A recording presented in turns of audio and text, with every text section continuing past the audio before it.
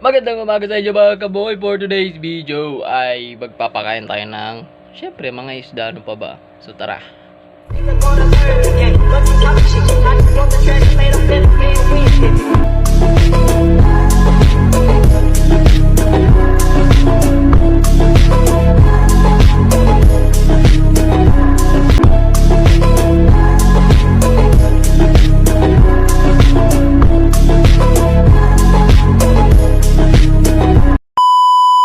And ito yung ating setup ngayon dito sa loob ng aking bahay. So ayan, meron tayong mga bagong isda at bagong aquarium.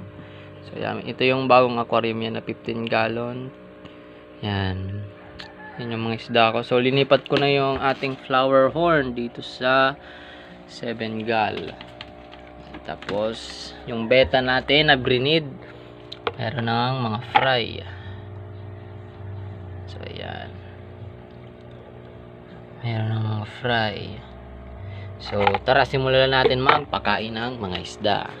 Ito nga pala yung pinapakain ko sa mga alaga kong isda. So PO1 Optimum para sa mga beta, Uphead sa ating flower horn. So yung nakikita nyo, flower horn, and decapsulated BBS. So yan, konti na lang yung ating BBS. So hindi pa dumadating yung in-order ko. At huwag natin kakalimutan yung fry booster or fry master. So yan, para to sa mga fry ng ating mga isda. So pwede din yung BBS. So yan. Ito naman yung PO1 para sa mga malalaki, para sa beta at saka flower horn. So tara, magpakain na tayo ng mga isda. So syempre, ito muna yung papakainin natin. So meron tayo dito mga bagong angelfish, hammerhead, tsaka pako. So ayan. Yung pako natin. Tsaka ito yung ating binibreed na angelfish. So ayan. So ito muna. So ayan, grabe. Ang tatakaw.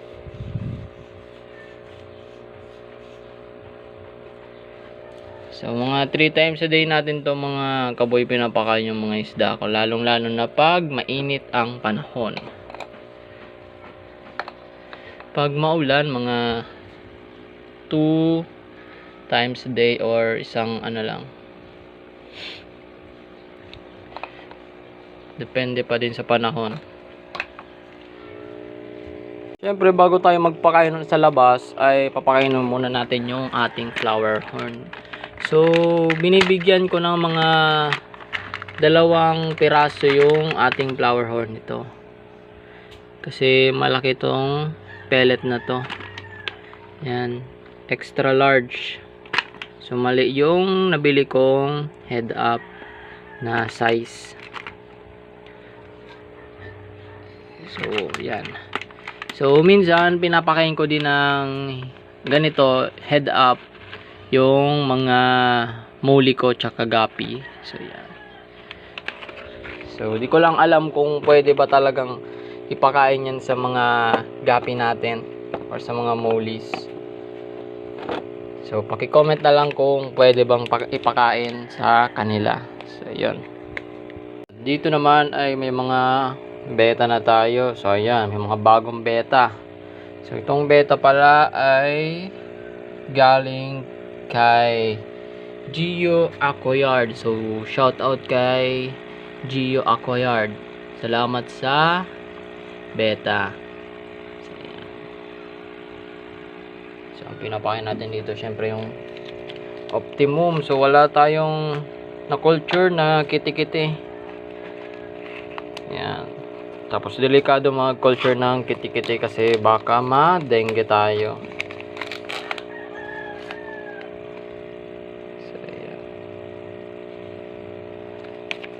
Kaya may mga bubble nest na siya.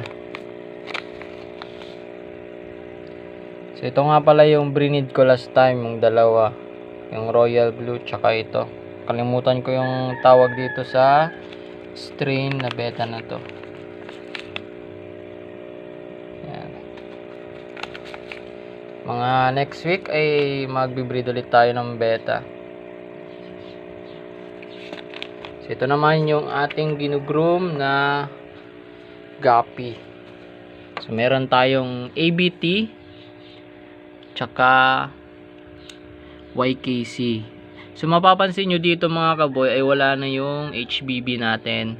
So yung HBB natin ay sinalang ko na sa pag-breed ulit. So magpapaproduce tayo ng HBB. So abang-abang na lang. Baka mamigay ulit tayo ng HBB. Then pupunta na tayo sa labas para magpakain ng ating mga breeders dito. So ayan. So sisimulan tayo muna dito sa kabila dyan. So ito yung pinapagaling kong balloon molding, may drop C. So ayan. So bago yung tubig, tsaka linagyan ko ng asin. So di ko lang alam kung makasurvive. Sayang naman kung hindi makasurvive yung balloon molding natin na BKBM. So ayan. So dito nga pala yung ating mga ibang balloon molly, tsaka yung balloon plotting pintail, tsaka high fin.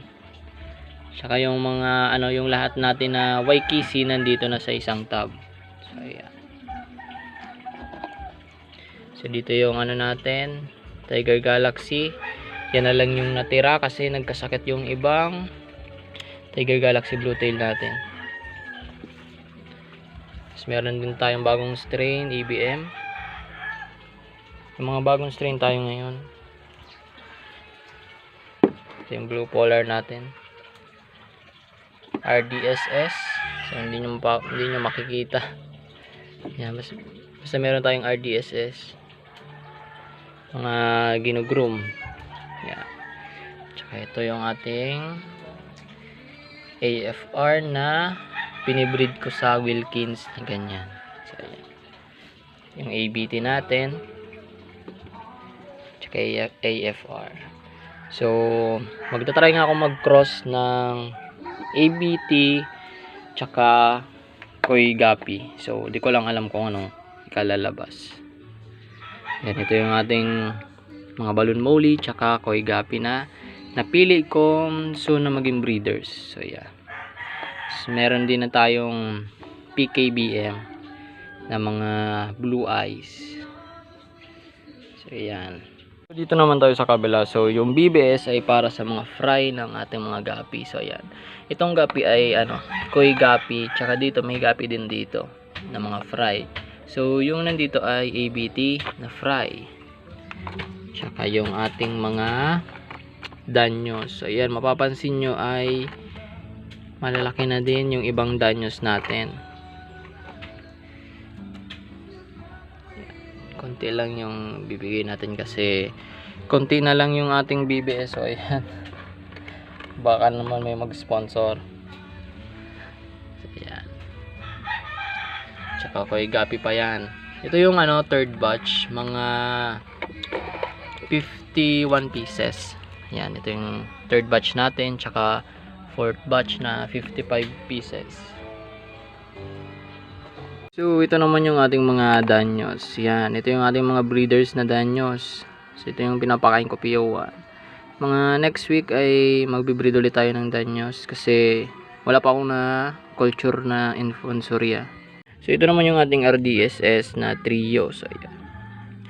So galing nga pala to kay Gio Acquired. So nakipag-swap ako ng Koi Guppy, tsaka ito yung aking na-swap na RDSS. Tsaka ito naman yung sinalang ko dito HB Blue. So ayan.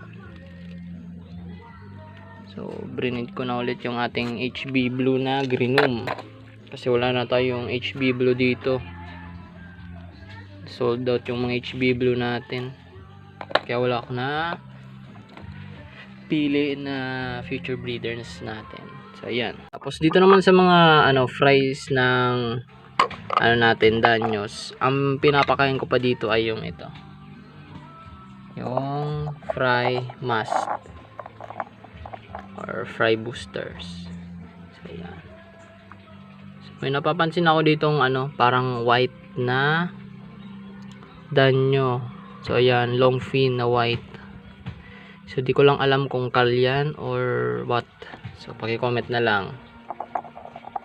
So dito ko lang tatapusin yung video mga kaboy. So shout out sa ating mga followers, sa ating mga kaibigan, sa ating mga supporters. So ayun. So pasensya na, ngayon lang ulit nakapag upload or nakapag-vlog kasi nga dahil busy sa mga activities sa school. So ayun.